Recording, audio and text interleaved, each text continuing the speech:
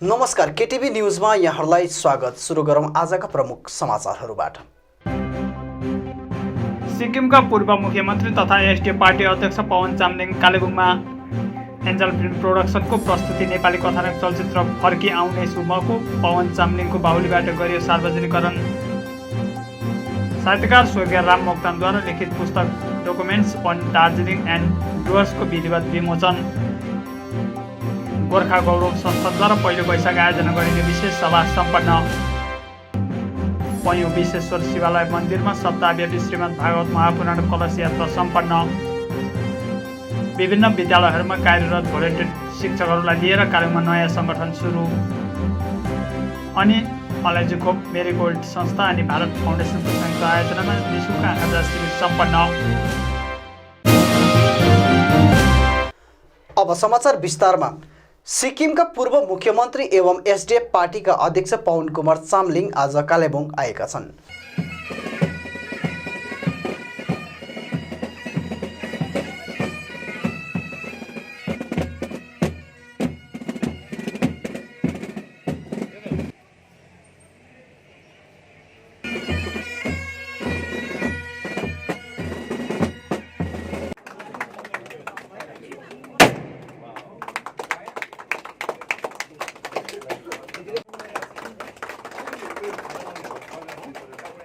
Angel film प्रोडक्सनको प्रस्तुतिमा तयार पारिएको नेपाली चलचित्र फर्की आउनेछु मको सार्वजनिक कार्यक्रममा विशेष रूपले उपस्थित थिए। समस्याहरू छ, मागहरू छ, पहिचानको समस्या छ, अथवा हाम्रो नागरिकताको अधिकारको समस्याहरू छ, अथवा हामीमाथि अहिले सधैँ हाम्रो माथि शङ्का गरिने, अमला उठाइने, हाम्रो अस्तित्वमाथि शङ्का गरिने समस्याहरू आजसम्म छ। त्यसबाट हामीले मुक्ति पाउनका लागि हामी सम्पूर्ण भारतका गोर्खाहरूको एकता हुनु बहुत जरुरी छ र सम्पूर्ण गोर्खाहरूमा हामी गोर्खा हौं भन्ने सद्भावनामा बाँधिनु बहुत जरुरी छ। र यो पार्टीदेखि माथि उठेर, विभिन्न जात जातिबाट माथि उठेर, विभिन्न धर्महरूबाट माथि उठेर हामी गोर्खाहरू एक भएर सोच्नुपर्ने समय आएको छ र त्यतापट्टि हामी सोचौं भन्ने तपाईहरुलाई म आह्वान गर्न चाहन्छु। मलाई लाग्छ कि आज अरू जातिहरूमा हामी हेर्छौं हाम्रो देशमा कि कहीँ पनि कुनै कसैलाई चोट लाग्यो भनेदेखि सारा भारतमा बस्नेहरूलाई दुख छ र त्यस्तै हाम्रो पनि हुनुपर्छ कि हामी जहाँ पनि गोर्खाहरू बसेका छौं, हामी नेपालीहरू बसेका छौं, हामी भोटे लेप्चाहरू हामी बसेका छौं, हामीलाई जहीँ पनि जसलाई पनि चोट लागोस् तर सम्पूर्ण भारतको गोर्खाहरूलाई दुख होस्, त्यसको त्यो चोटको त्यो दर्द महसुस सबैलाई होस्। तर त्यो आजसम्म हाम्रो भएको छैन। त्यसकारणले यतापट्टि हामीले गम्भीर भएर सोच्नुपर्ने छ र यो देश हाम्रो देश हो। हामीले बहुत योगदान गरेका छौं। यो देशलाई स्वतन्त्र गर्नुदेखि लिएर आजसम्म पनि के अरे सिमानाहरूमा देशलाई बचाउन लागि हाम्रो गोर्खाहरूले सर्वोच्च त्याग र बलिदान गरेका छन् र प्रत्येक महिना एकजना दुईजना गोर्खाहरूले यस देशको लागि शहीद भएका छन् र हामीले गर्ने कुरा सब गरिसकेको छ। देशको लागि हामीले सब कुछ बलिदान गरिसकेका छौं। तर पनि आजसम्म पनि हाम्रो गोर्खाहरूले पाउनुपर्ने, एउटा भारतीय नागरिकले पाउनुपर्ने अधिकारहरू लिएर हामीले बाँच्नु सक्ने आज हामीले हिम्मत गर्नुपर्ने समय आएको छ र त्यसका लागि हामी सबै भएर सोचौं भन्ने तपाईहरु सबैलाई म आह्वान गर्न चाहन्छु। कालेबुङका एक साहित्यकार राजनीतिज्ञ स्वर्गीय राम मोक्तानद्वारा लिखित पुस्तक डकुमेन्ट्स अन दार्जिलिङ एन्ड डुवर्सको विधिवत विमोचन भयो। कालेबुङका एक साहित्यकार राजनीतिज्ञ स्वर्गीय राम मोक्तानद्वारा लिखित पुस्तक डकुमेन्ट्स अन दार्जिलिङ एन्ड डुवर्सको विधिवत विमोचन भयो। दार्जिलिङको रङ्गली रङ्गलेट चियाबारीमा जन्मेका राम मोक्तान राजनैतिक मञ्चमा एक परिचित अनुहार थिए, जसलाई हामी आर मोक्तान भनी चिन्ने गर्थ्यौँ।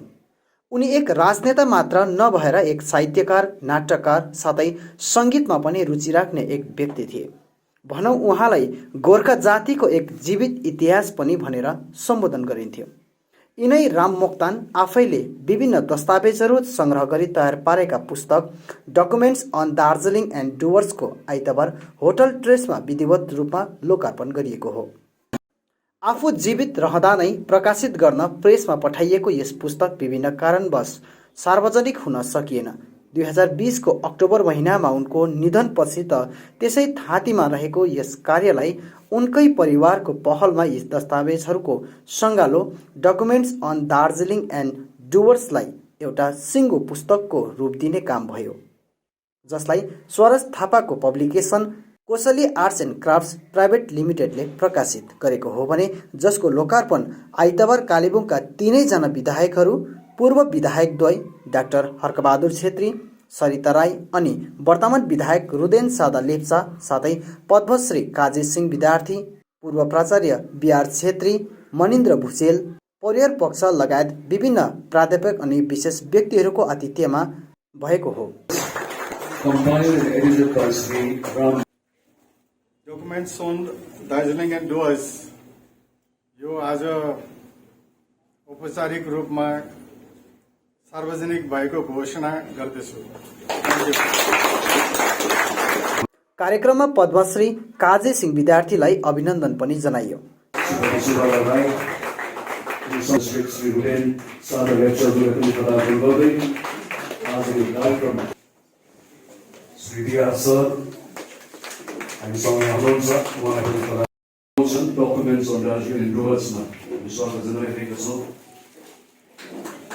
शिक्षक सुरजमणि प्रधानद्वारा सञ्चालित कार्यक्रममा आर मोक्तानको जीवनीबारे विधायक सरिता राईले वक्तव्य राखेकी थिइन्। त्यसका नीलो झण्डा मुनि रहेर एक मञ्चबाट भाषण गर्ने उनका समकालीन मित्रहरूमा स्वर्गीय सुभाष घिसिङज्यू, स्वर्गीय नरबहादुर भण्डारी, पूर्व मुख्यमन्त्री सिक्किम हुनुहुन्थ्यो। राम मोक्तानले आफ्नो कर्मजीवनको सुरुवात ग्रिफिथ उच्च माध्यमिक पाठशाला तगदाबाट शिक्षकको रूपमा सुरु गरेका थिए। त्यसरी नै राम मोक्तानकी छोरी अनुषा लामाले आफ्नो बुबाको जीवनीबारे केही शब्दहरू राखेकी थिइन्। He is a man who was engulfed in research of history of our land, हाम्रो जाति है। He is an influential orator, एकदमै उहाँले बोल्दा एकदमै प्रभावशाली लाग्थ्यो मलाई चाहिँ है।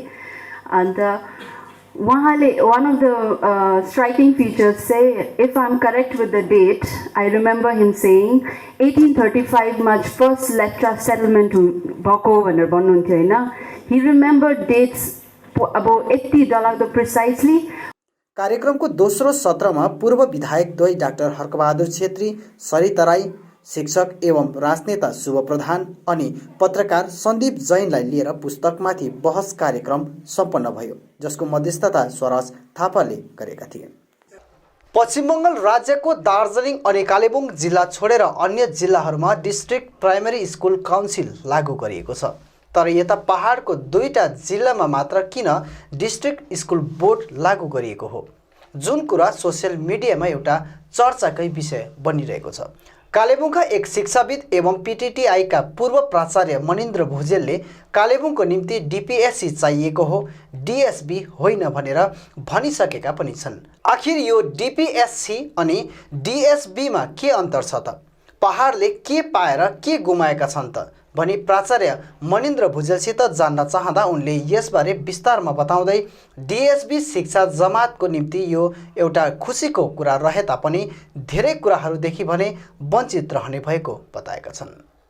डिस्ट्रिक्ट स्कुल बोर्ड भनेको चाहिँ 1964 को कानुन अनुसार गठन भएको हो र यो जुन चाहिँ डीपीएससी चाहिँ West Bengal primary education act कि West Bengal primary education act 1973 अनुसार यो गठित भएको र दार्जिलिङमा जति बेला 1988 मा जब गोर्खा पार्वतीय परिषद बनियो त्यति बेला डिस्ट्रिक्ट स्कुल बोर्ड थियो, त्योभन्दा अगाडि पनि डिस्ट्रिक्ट स्कुल बोर्ड थियो कि र यो 1973 मा यो DPSC West Bengal primary school एक्टमा यो डीपीएससी को प्रावधान भयो भने पनि यसको पनि दार्जिलिङ बाहेक तल समतल एरियामा पनि त्यति साह्रो यो लागू भएको थिएन, यसको इम्प्लिमेन्ट भएको थिएन।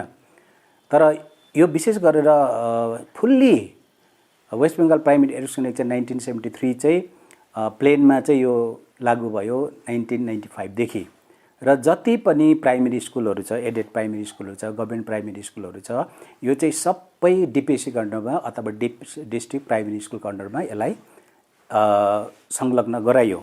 र यो जति पनि डिपिएससीको जुन फर्मेसन हुन्छ र यो फर्मेसन चाहिँ डिफ्रेन्ट क्षेत्रबाट, विभिन्न प्रकारको क्षेत्रबाट यहाँनिर सरकारले नोमिनेट गर्छ, कतिजना इलेक्सन भएर यहाँनिर आउँछ। त्यसो हुँदाखेरि चाहिँ यो चाहिँ एकदमै के छ भन्दाखेरि यसको जुन चाहिँ फर्मेसन छ, यसको जुन चाहिँ गठन छ, यो चाहिँ एकदमै डेमोक्रेटिक छ कि।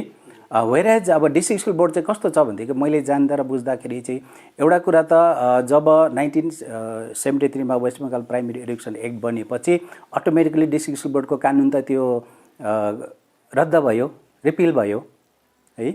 तर किन चाहिँ हाम्रो दार्जिलिङ स्कुलबाट चाहिँ 1964 कै कानुन अहिलेसम्म चल्छ? जब एउटा डिस्ट्रिक्ट प्राइमेरी स्कुल काउन्सिलमा एउटा चाहिँ मोर डेमोक्रेटिक एउटा फर्मेसन हुन्छ भनेदेखि हामीले त्यसलाई किन मानिलनेले? किन भन्दाखेरि हामीले जुन सेक्सनबाट यो यहाँनिर आउँछ उनीहरू डिफ्रेन्ट अनुभवी मान्छेहरू आउँछन् र उनीहरूको अनुभवलाई हामीले काममा लाउन सक्छौँ। र मैले बुझ्दाखेरि चाहिँ 1995 मा जब त्यति बेलाको दार्जिलिङ गोर्खा हिल काउन्सिल थियो, उनीहरूले डिस्ट्रिक्ट स्कुल बोर्ड चलाउन थालिसकेपछि चाहिँ अहिलेसम्म 2021 को यस्तै अब मार्च अप्रिलसम्म पनि मैले के देखेँ भन्दाखेरि त्यहाँनिर चाहिँ एकजना डिस्ट्रिक्ट स्कुल बोर्डको चेयरम्यान जो पार्टी चाहिँ सत्तामा छ उनीहरूले नोमिनेट गर्ने on recommendation of the government of West Bengal, अनि बाँकी जम्मै मेम्बरहरू चाहिँ प्राइमेरी स्कुलको टिचरहरू हो कि। त्यसो हुँदाखेरि यो यत्रो दिनसम्म मैले देख्दाखेरि 30-32 वर्षसम्म यो चल्यो। 2017 देखि 2019 सम्म म पनि त्यसको मेम्बर थिएँ। र डिस्ट्रिक्ट स्कुल बोर्डमा चाहिँ यो डेमोक्रेटिक यसको फर्मेसन, यसको गठन, यसको स्ट्रक्चर नै डेमोक्रेटिक नभएको कारणले गर्दाखेरि चाहिँ त्यहाँनिर चाहिँ कस्तो कुरा हुन्छ भन्दाखेरि चाहिँ टिचरहरूको 58 वर्ष पुगेपछि मेडिकल इन्क्यापेसिटी ग्राउन्डमा टिचरको नानीहरूलाई बदलीमा काम दिनुपर्ने, टिचरहरूले सहर बजारको छेउछाउमा ट्रान्सफर लिएर आउनुपर्ने, अनि त्यो बाहेक अहिले चाहिँ अब भलिन्टियरको कुरा है, भलिन्टियर टिचरको कुरा, अनि अर्को चाहिँ के हो भन्दाखेरि डाइटिन हारिसकेको कुरा। यो 4टा कुरा मात्रै हुन्छ मैले मेरो 2 वर्षको अनुभवमा चाहिँ। वेयरएज अब डिपिएससी गठन भयो भने चाहिँ त्यो कस्तो हुन्छ भन्दाखेरि चाहिँ डिपिएससीमा चाहिँ यो चेयरम्यान हुन्छ जस्तो स्टेट गभर्मेन्टले नोमिनेट गर्छ, जस्तो अहिले हाम्रो डाक्टर हर्कबहादुर एचबी छेत्रीलाई गर्नुभयो। एकदमै खुसीको कुरा मलाई चाहिँ एउटा खुसी किन लागेको छ भन्दाखेरि डाक्टर हर्कबहादुर छेत्री उहाँ खुबै एजुकेटेड हुनुहुन्छ, शिक्षा सम्बन्धी उहाँ पनि एउटा टिचर हुनुहुन्थ्यो। उहाँले यो कुराको यसको प्रावधानहरू राम्ररी बुझ्नुहुन्छ अघि। त्यसले गर्दाखेरि कालिम्पोङले सुरुमै एकजना शिक्षित व्यक्ति, बुझ्ने व्यक्ति, जानकार व्यक्ति पाएको कारणले गर्दाखेरि हामी आशा गर्छौँ कालिम्पोङले चाँडै नै प्राइमेरी एडुकेसन विषय लिएर चाहिँ उन्नति गर्छ भन्ने हामी सोचेको छौँ। त्यो भइसकेपछि डिआई प्राइमेरी चाहिँ यसको एक्स अफिसियो मेम्बर हुन्छ है, डिपिएससीमा डिपिएससी कुरा गर्दैछु। त्यसपछि यहाँनिर अर्को चाहिँ को हुन्छ भन्दाखेरि चाहिँ district tribal welfare officer or district special officer हुन्छ। र जति पनि हाम्रो प्राइमेरी स्कुलहरू छ अघि, जस्तो हाम्रोमा ट्राइबल नानीहरू हुन्छ र त्यो ट्राइबल इलाका जहाँनिर ट्राइबल डोमिनेटेड इलाकाहरू हुन्छ त्यहाँनिर प्राइमेरी स्कुलको बनावट नै भिन्दै किसिमको हुन्छ। मैले धेरैवटा जलपाइगुडीमा म बिटीको के अरे एक्जाम लिन जाँदाखेरि देखेँ ट्राइबल इलाकामा चाहिँ पैसा पनि अलिकति बेसी दिन्छ गभर्मेन्टले, अनि अर्को चाहिँ स्कुलको जुन चाहिँ बनावट हुन्छ त्यो पनि अलिकति स्पेसल प्रकारको हुन्छ। त्यसै कारणले गर्दाखेरि नै त्यहाँनिर यो डिपिएससीमा डिस्ट्रिक्ट ट्राइबल वेलफेयर अफिसर अथवा डिस्ट्रिक्ट स्पेसल अफिसर भन्ने चाहिँ उहाँको पनि एकजना मेम्बर हुन्छ डिपिएससीमा अघि। र अर्को चाहिँ डिस्ट्रिक्ट सोसल एडुकेसन अफिसर पनि हुन्छ मेम्बर। जस्तो कि अब अहिले रिसेन्टली हाम्रो कालिम्पोङमा पनि डिस्ट्रिक्ट सोसल एडुकेसन अफिसरको एपोइन्टमेन्ट भइसकेको छ, जसको अफिस यहाँनिर हाम्रो जनता कलेजमा छ, उहाँ पनि यसको मेम्बर हुन्छ। अनि अर्को चाहिँ 1 मेम्बर अफ पञ्चायत समिति, जस्तो अहिले त हाम्रोमा पञ्चायत समिति छैन, एकजना पञ्चायत समितिबाट पनि एकजना मेम्बर हुन्छ। अनि 3 members from counsellor of the municipality areas. अब यो चाहिँ हाम्रो कालिम्पोङमा 23 वटा जुन चाहिँ वार्ड छ 23 वटा वार्डबाट काउन्सिलरहरूले नै, म्युनिसिपालिटी काउन्सिलरहरूले नै इलेक्टेड गरेर चाहिँ 3 जना मेम्बरहरू, 3 जना काउन्सिलर हो, म्युनिसिपालिटी काउन्सिलर हो, यो डिपिएससीको मेम्बर हुनु सक्छ। किनभने म्युनिसिपालिटी एरियामा पनि थुप्रै स्कुलहरू छ, जस्तो दार्जिलिङमै हेर्नु पऱ्यो भने त म्युनिसिपलको अन्डरमा मात्रै 52वटा स्कुलहरू छ। खर्साङमा 3टा स्कुल, खालि हाम्रो कालिम्पोङमा मात्रै म्युनिसिपालिटीको अन्डरमा एउटा स्कुलहरू छ। त्यसो हुँदाखेरि डिपिएससीले काउन्सिलहरू त्यहाँनिर रह्यो भनेदेखि डिपिएससीको फङ्सनिङमा म्युनिसिपालिटी एरियाको स्कुलहरूमा कस्तो कस्तो किसिमको प्रावधानहरू हुनुपर्ने त्यो पनि उनीहरूले बताउन सक्छन् कि। अनि अर्को चाहिँ 3 मेम्बर्स अफ जिल्ला परिषद। अब जिल्ला परिषदको पनि 3 जना मेम्बर हुन्छ, तर अब यहाँनिर अहिले जिल्ला परिषद हाम्रो फङ्सनिङ छैन, यो लागू भएन अघि। 1 टिचर अफ डिपिटिटिआई, हाम्रो प्राइमेरी टिचर्स ट्रेनिङ इन्स्टिच्युटबाट पनि 1 जना हुन्छ। जबकि प्राइमेरी टिचर्स ट्रेनिङबाट ले समस्त सरकारी स्कुलमा काम गर्ने टिचरहरूलाई, डेपुटी टिचरहरूलाई अथवा फ्रेसर्सहरूले यहाँनिर ट्रेनिङहरू दिन्छ। त्यसको एकाडेमिक एस्पेक्ट पिटिटिआईसित हुन्छ, उहाँ पनि त्यहाँबाट पनि 1 जना मेम्बर हुन्छ अघि। अनि 3 primary school teachers from each sub division, प्रत्येक सब डिभिजनबाट 3 जना प्राइमेरी टिचर्सहरू हुन्छ। अब डिपिएससीमा चाहिँ एउटा के हुन्छ भने एउटा सब डिभिजनबाट 3 जना मात्रै प्राइमेरी टिचर्सहरू हुन्छ। तर वेयर एज अहिले चाहिँ जुन चाहिँ डिस्ट्रिक्ट स्कुल बोर्ड छ त्यसको जम्मै मेम्बरहरू नै प्राइमेरी स्कुल टिचरहरू मात्रै छ। अरू कोही पनि यो माथि मैले जति पनि भने कोही पनि मेम्बर त्यहाँ छैन। फरक, यो ठुलो फरक यहाँनिर छ अघि। अनि अर्को चाहिँ के हुन्छ भन्दाखेरि एमएलए हुन्छ यसको। एमएलए एक्स अफिसर मेम्बर जै पनि एमएलए भयो भनेदेखि डिपिएससीको एक्स अफिसर मेम्बर हुन्छ। त्यहाँदेखि एमएलए भइसकेपछि 1 member from staff of the डिपिएससी।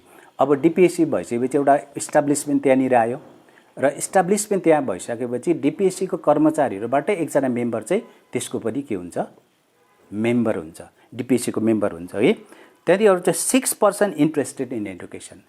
6 जना मेम्बरहरू चाहिँ जो शिक्षा अनुरागी छ, इन्ट्रेस्टेड इन एडुकेसन छ, 6 जना हुन्छ।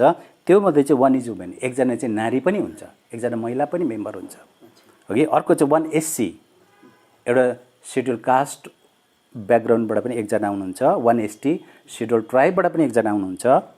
1 लिङ्ग्विस्टिक माइनोरिटी, लिङ्ग्विस्टिक माइनोरिटी अल्प जुन चाहिँ लिङ्ग्विस्टिक माइनोरिटी छ, अल्प भाषा सङ्ख्यकको छ, उहाँहरूबाट पनि 1 जना हुनुहुन्छ। 1 कलेज टिचर, 1 जना कलेज टिचरबाट पनि आउँछ है। अनि 1 सेकेन्डरी स्कुल टिचर गर्दाखेरि टोटल यहाँनिर 16-18 जनाको एउटा मेम्बर बनिन्छ। र यो डिपिएससी चाहिँ यसो हेर्दाखेरि यहाँनिर गभर्मेन्ट अफिसरहरू पनि आयो, यहाँनिर पञ्चायतहरूबाट पनि पायो, यहाँनिर म्युनिसिपालिटी काउन्सिलरहरूलाई पनि यहाँनिर समावेश गरियो है। प्राइमेरी स्कुलको टिचरहरूलाई पनि प्रत्येक सब डिभिजनबाट 3-3 जना गरेर, अब जस्तो हाम्रोमा त अहिले एउटा मात्रै सब डिभिजन छ, त्यसले गर्दा 3 जना प्राइमेरी स्कुल टिचरहरू पनि यहाँनिर हुन्छ अघि। अनि डिपिएससीकै स्टाफ पनि त्यहाँनिर हुन्छ। र 6 जना जुन चाहिँ पर्सन इन्ट्रेस्टेड इन एडुकेसन हुँदाखेरि चाहिँ this is DPSC, it is more and more democratic. त्यसै कारणले गर्दाखेरि यसको फङ्सनिङ जुन चाहिँ हुन्छ डिपिएससीको सबै सेक्सनबाट आएको हुँदाखेरि यसको जुन चाहिँ फङ्सनिङ हुन्छ, यो फङ्सनिङ चाहिँ एकदमै राम्रो हुन्छ। र नि बार मैले डिपिएससी हुनुपर्छ नट डिएसपी भन्ने कारण चाहिँ त्यो हो। तपाईहरुले जो चेयरम्यान चुनिनु भएको छ डाक्टर छेत्री, उहाँलाई यो विषय यो मैले अलरेडी अवगत गराएँ। उहाँलाई जब चेयरम्यानसिप दिनुभयो र मेरो एउटा सोसियल एउटा रेस्पोन्सिबिलिटी बन्छ र मैले अवगतै गएर उहाँलाई जम्मै कुराहरू जनाएको छु र मैले जम्मै मेरोबाट जे इनपुट फिडब्याकहरू दिनुभएको छ त्यो मैले अलरेडी दिइसकेको छु। गोर्खा गौरव संस्थानद्वारा पहिलो वैशाख आयोजना गरिने विषय गोर्खा दुःख निवारक सम्मेलन भवनमा सभा सम्पन्न गरिएको छ। गोर्खा संस्कार संस्कृतिको संरक्षण गर्दै जातीय गौरवलाई जगडा गर्न विभिन्न सङ्घ संस्थालाई लिएर गोर्खा दुःख निवारक सम्मेलन भवनमा सभा सम्पन्न गरिएको छ। प्रभाकर देवानको अध्यक्षतामा सम्पन्न सभामा संयोजक सुधीर घले, नरेन्द्र तामाङ, प्रणय गुरुङ लगायत कालेबुङ जिल्लाभरिका विभिन्न सङ्घ संस्थाका प्रतिनिधिहरूको उपस्थिति रहेको थियो। सभामा नरेन्द्र तामाङले सम्बोधन गर्दै जातीय गौरव सङ्कटमा रहेकाले नितान्त गैर राजनैतिक संस्थाको आवश्यकता बोध भएर उक्त संस्थाको गठन गर्न पहल गरिएको बताएका छन्। यसैबीच पहिलो वैशाख आयोजना गर्न अस्थायी रूपमा पहिलो वैशाख आयोजक समिति गठन गरिएको छ। यसरी नै पहिलो वैशाख आयोजना विषय सभामा व्यापक चर्चा परिचर्चा गरिएको थियो। पहिलो वैशाखको दिन बिहान मेला ग्राउन्डमा भेला भएर सहर परिक्रमा गर्ने तय गरिएको छ। सभामा उपस्थित विभिन्न सङ्घ संस्थाका प्रतिनिधिहरूले विभिन्न सुझाव परामर्श राखेका थिए। यसरी नै उक्त दिन नौमती बाजा, आर्मी ब्यान्ड, जातीय बाजागाजा वेशभूषा सहित शोभायात्रा निकालिने र यसले सहर परिक्रमा गरेपछि मेला ग्राउन्डमा आएर सांस्कृतिक कार्यक्रम गरिने तय भएको छ। सभापछि पत्रकार सम्मेलन मार्फत नरेन्द्र तामाङ र प्रणय गुरुङले जातीय गौरव बचाइराख्न एक भएर अघि आउनुपर्ने सबैलाई आह्वान गरेका छन्। सभामा हामीले विभिन्न विषयहरूमा चर्चा गऱ्यौँ र 14 अप्रिल जुन चाहिँ हाम्रो पहिलो वैशाख नेपालीहरूको गोर्खाहरूको पहिलो नयाँ साललाई भव्य रूपमा पालन गर्ने हाम्रो कार्यक्रम छँदैछ र कार्यक्रमको निचोडमा आउनुपर्दा आज हामीले 9:30 बजे मेलाटारमा सबैजना भेला भएर त्यहाँबाट विभिन्न झाँकीहरूको साथमा है स्कुलको ब्यान्ड सँगसँगै आर्मीको ब्यान्ड पनि त्यो दिन उपलब्ध हुने आजको मिटिङमा तय भयो र विभिन्न जातीय झाँकीहरू अनि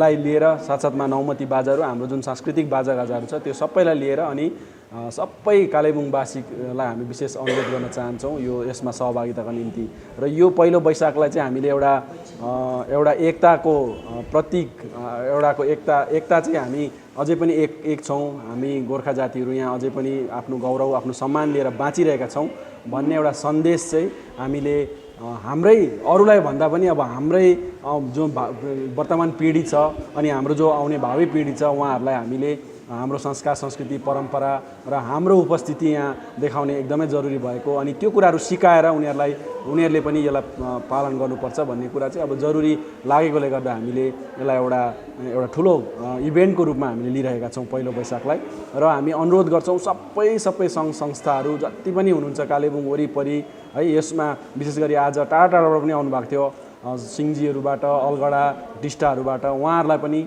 हामी धन्यवाद पनि दिन्छौँ अनि उहाँहरूको सहभागिताको पनि लागि हामी अपेक्षा गर्छौँ सबैलाई उपस्थित पनि अनुरोध गर्छौँ र कार्यक्रमको बारेमा भन्नुपर्दा हामी त्यहाँ 9:30 भेला भएर परिक्रमा गर्छौँ सहरको परिक्रमा गर्छौँ शोभायात्रा र त्यसपछि मेलाटारमा आएर हामी त्यो सांस्कृतिक कार्यक्रम गरेर 1 बजीदेखि 2 बजीभित्रमा यो कार्यक्रम हामी समाप्त गर्नेछौँ र जुन शोभायात्रा निकालिन्छ यसमा एकदमै डिसिप्लिन भएर आफ्नो सांस्कृतिक वेशभूषामा सबैलाई आइदिने अनुरोध गर्दछु र तपाईहरुकोमा सांस्कृतिक वेशभूषा आफ्नो जातीय वेशभूषाहरू छैन भने कमसेकम टोपी र महिलाहरूले कमसेकम साडी कुर्ताई लाएर भए पनि तपाईहरु आइदिने हामी अनुरोध गर्छौं। वेशभूषाको कारणले गर्दाखेरि चाहिँ तपाईहरुले यो कार्यक्रमलाई मिस चाहिँ नगर्नु होला र वेशभूषा छैन भने पनि आउनु होला अनि तर तपाईहरुले आफ्नो एक-एकवटा जातीय वेशभूषा चाहिँ तपाईहरुले मौका पर्यो भने बनाएर पनि राख्नु होला भन्ने हामी अनुरोध गर्न चाहन्छौं किनभने यस्तो कार्यक्रम अब हामी निरन्तर रूपमा अघि गर्दै जाने छौं र यहाँहरु सबैलाई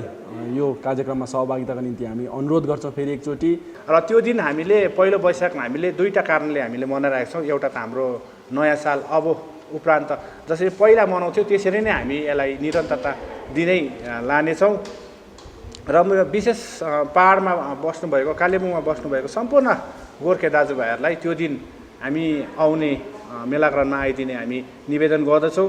कारण हामीले देखिरहेको छौं आज हामी यही पनि हामी झन्डै हामी माइनोरिटीमा हुन लागिरहेको एउटा स्थिति आइसकेको छ र अब हामीले त हाम्रो जिन्दगी बिताइसक्यौं तर आउनेवाला भावी पिढीलाई चाहिँ हामीले यो पहाडलाई स्वच्छ पहाड हाम्रो आफ्नै वातावरणमा हाम्रो आफ्नै संस्कार हाम्रो आफ्नै संस्कृति भएको पहाड छोडेर जानुपर्छ। यो आउनेवाला नानीहरूलाई त्यो नानीहरूलाई हामीले हाम्रो संस्कृति पनि बताउनुपर्छ हाम्रो संस्कार पनि बताउनुपर्छ भन्ने एउटा ध्येय राखेर नै हामीले यो पहिलो वैशाख मनाएको र त्यो नानीहरूलाई आउनेवाला भावी पिढीलाई हामीले बताउनको निम्ति हामी सम्पूर्ण गोर्खे दाजुभाइहरूलाई गोर्खे सन्तानलाई हामी 14 तारिक 9:30 मा हामी मेलाग्राउन्डमा आइदिने हामी नम्र निवेदन गर्दछौँ।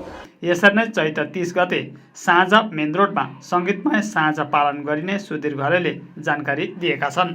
हामी आई लभ कालिम्पोङ टोली साथै गोर्खा गौरव संस्थानको तत्त्वावधानमा आगामी 13 तारिक अप्रेल मेन रोडमा 5 बजेदेखि उपरान्त पहिलो वैशाखलाई सपोर्ट गर्दै समर्थन गर्दै 13 तारिक अप्रेल 5 बजे बेलुकी मेन रोडमा हामी एउटा न्यू इयर इभ कार्यक्रम गर्ने भएको छौँ जहाँ विभिन्न नेपाली सांस्कृतिक कार्यक्रमहरू हुनेछ गीत गान बजानहरू हुनेछ र सम्पूर्ण जति पनि हाम्रा गोर्खा जातिहरू हुनुहुन्छन् उहाँहरू सम्पूर्णलाई हामीले यस इभ कार्यक्रममा आइकन 13 तारिकको दिन 13 तारिक अप्रेलको दिन यो कार्यक्रमलाई भव्य रूपले सफल गराइदिनु होला भन्ने नम्र निवेदन गर्न चाहन्छु।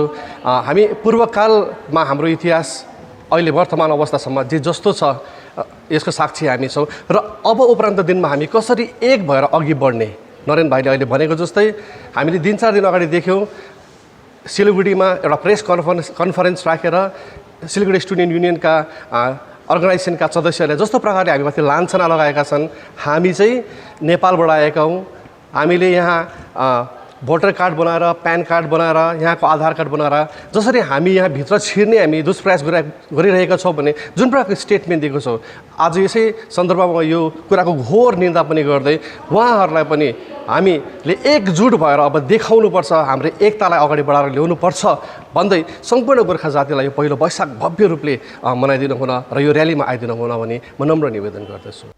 पैयुङ विश्वेश्वर शिवालय वेलफेयर सोसाइटी र मन्दिर सञ्चालन समितिको आयोजनामा सप्ताहव्यापी श्रीमद् भागवत महापुराण कलश यात्रा सम्पन्न गरिएको छ। मन्दिर स्थापनाको रजत जयन्ती समारोह अन्तर्गत विभिन्न अनुष्ठान गरिने क्रममा रामनवमीको छेक पारेर वरपर विभिन्न सङ्घ संस्था भक्तजनको सहयोगमा उक्त बृहत अनुष्ठान सम्पन्न गरिने भएको छ। यसै क्रममा आइतबार सभापति केबी पोखरेल, उपसभापति धनवर्ण राई, सचिव एपी शर्मा, सहसचिव लीला शर्मा साथै वरपर गाउँका भक्तजनको सहभागितामा कलश यात्रा सम्पन्न गरिएको छ। समितिद्वारा व्यास स्थापना गरेर पुराण स्थलबाट डोली पुस्तक सहित कलश यात्रा वरपरका मन्दिर आदिको परिक्रमा गरिएको छ। सोमबारदेखि सप्ताहव्यापी श्रीमद् भागवत महापुराण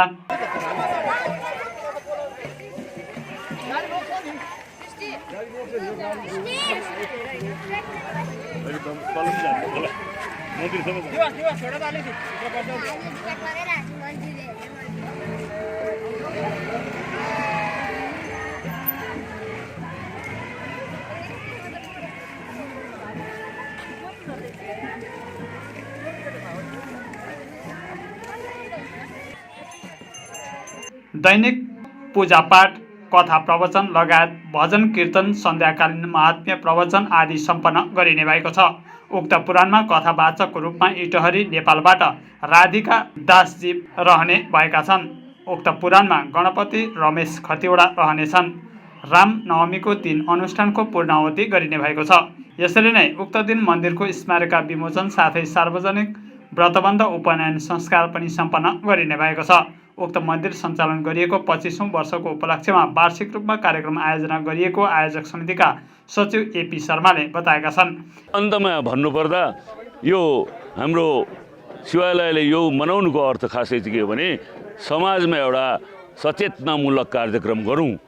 कस्तो सचेतना भन्दाखेरि हाम्रो मानिसहरूले हाम्रो गाउँठाउँमा हामी हाम्रो धार्मिक रूपमा हामी अग्रसर भयौँ र हाम्रो नानीहरूलाई अगाडि बनायौँ भने उहाँहरूले एउटा हाम्रो नियम थामेर बस्नेछन् र उहाँहरूले आफूभन्दा ठुला बडाहरूलाई कसरी इज्जत गर्नुपर्छ त्यो सिक्नेछन्।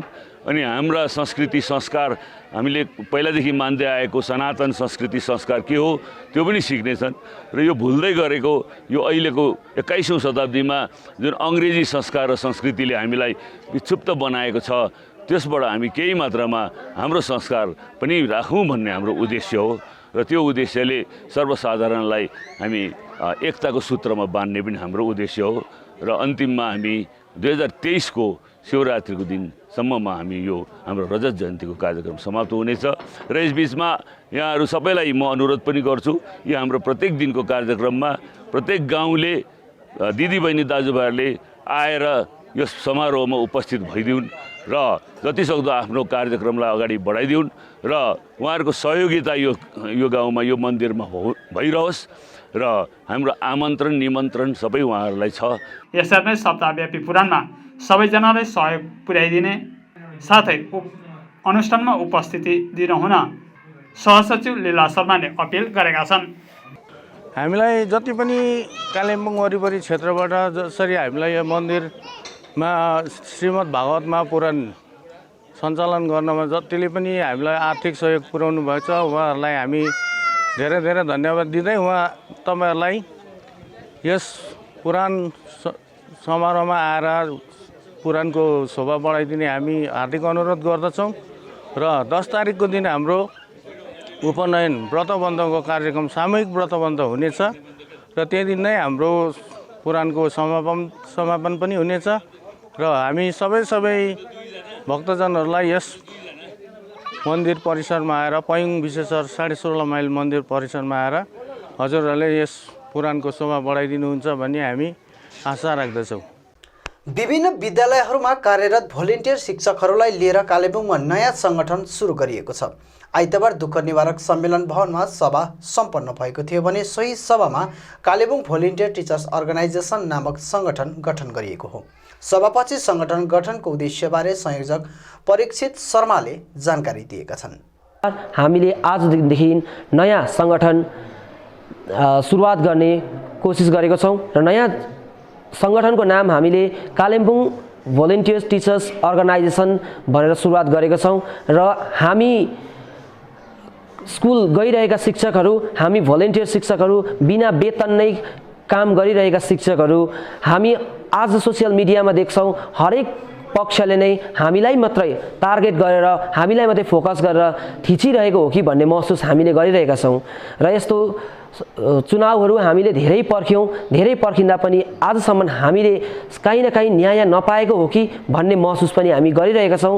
तर आजभन्दा अगाडि हामी कतिपय राजनीतिक दलहरूसँग पनि मिलेर राजनीतिक दलहरूले पनि हामीलाई सपोर्ट गरिदिनु भयो र आजदेखि उता हामी पूर्ण रूपमा राजनीतिक ब्यानरमा नबसेर हामी इन्डिपेन्डेन्ट बडी भएर हामी एउटा शिक्षक भएको नाताले हामी कुनै पनि राजनीतिक दलसँग सोझै साँठगाँठ नराखिकन हामी हाम्रो लक्ष्य भनेको पहाडमा जति पनि विद्यालयहरू छ विद्यालयमा कार्यरत स्वयंसेवक शिक्षक शिक्षिकाहरू हामी सरकारी नियुक्ति पाउनुपर्छ भन्ने हाम्रो गोलमा हामी अघि बढ्नको निम्ति हामी इन्डिपेन्डेन्ट भएर हामी अघि आउने निर्णय गरेका छौँ।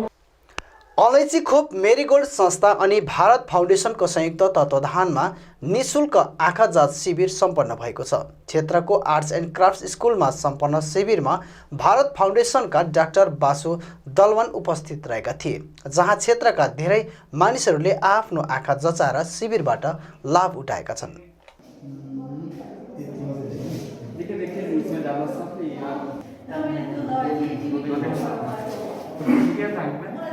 निर्मला छेत्री मेडिकल संस्थाको प्रेसिडेन्ट र आज आइतबार 3 अप्रिल 2022 को दिन हामी मेडिकल संस्था र भारत फाउन्डेसन मिलेर यहाँ शिविर क्याम्प राखेको थियो र यो चाहिँ हामीले इन्डस्ट्रियल आर्ट एन्ड क्राफ्ट स्कुलमा राखेको थियो।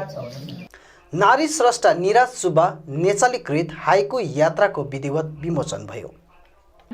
नारी स्रष्टा निराज सुब्बा नेचालीकृत हाइकु यात्राको विधिवत विमोचन भयो। सालबारीको समाज सेवा भवनमा सम्पन्न उक्त लोकार्पण कार्यक्रममा सभाध्यक्षको रूपमा वरिष्ठ साहित्यकार नरबहादुर दाहाल अनि प्रमुख अतिथिको रूपमा वरिष्ठ साहित्यकार मोहन ठकुरी उपस्थित रहेका थिए। विशिष्ट अतिथिको रूपमा डाक्टर जसयोञ्जन प्यासी, विष्णु ठकुरी उपस्थित रहेका थिए। देविका मङ्ग्रान्ती राईद्वारा सञ्चालित कार्यक्रममा स्रष्टा निराज सुब्बा नेचालीकी ससुरा एवं वरिष्ठ साहित्यकार हस्त नेचालीद्वारा स्वागत सम्बोधनसितै स्रष्टा निराज सुब्बा नेचाली विषयमा संक्षिप्त जानकारी राखेका थिए। कार्यक्रममा वरिष्ठ साहित्यकार पी अर्जुन, विष्णु ठकुरी, डाक्टर जसयोञ्जन प्यासी, ज्ञानेन्द्र खतिवडा आदिले वक्तव्य राखेका थिए। कार्यक्रममा कवि नितेश राई, द्वारिका छेत्री, सुमिरन शर्मा आदिले कविता पाठन गरेका थिए। यसरी नै कार्यक्रममा हाइकु यात्रामाथि गोविन्द सान्डिल्याद्वारा लिखित एवं हिमालय दर्पणमा प्रकाशित समीक्षा लेख युवराज सुन्दासले पठन गरेका थिए। कार्यक्रममा लेखिका निराज सुब्बा नेचालीले आफ्नो सम्बोधनमा आफ्नो कृति विमोचन कार्यक्रममा उपस्थित सबैप्रति आभार प्रकट गर्दै हाइकु लेखनमा आफ्नो यात्रा विषयमा बताइन्। कविताप्रति पनि त्यतिकै रुचि छ, त्यसैले अब मेरो आउँदो चाहिँ कवितै हुनेछ, सङ्ग्रह, कविता सङ्ग्रह। अब 1 वर्ष लाग्छ होला। आज मेरो यो हाइकु यात्रा प्रथम कृतिमा जति पनि उपस्थित हुनुहुन्थ्यो उहाँहरूले चाहिँ मलाई पहिलेदेखि नै धेरै मनोबल बढाउँदै गइरहेको हुनुहुन्थ्यो होइन। उहाँ कतिजना त मैले आउँछ भनेर सोचेको पनि थिइनँ, तर उहाँहरू सबैको उपस्थिति देख्दा चाहिँ एकदमै आफैलाई भाग्यमानी सम्झिरहेको छु। उहाँहरू सबैलाई धेरै धेरै धन्यवाद।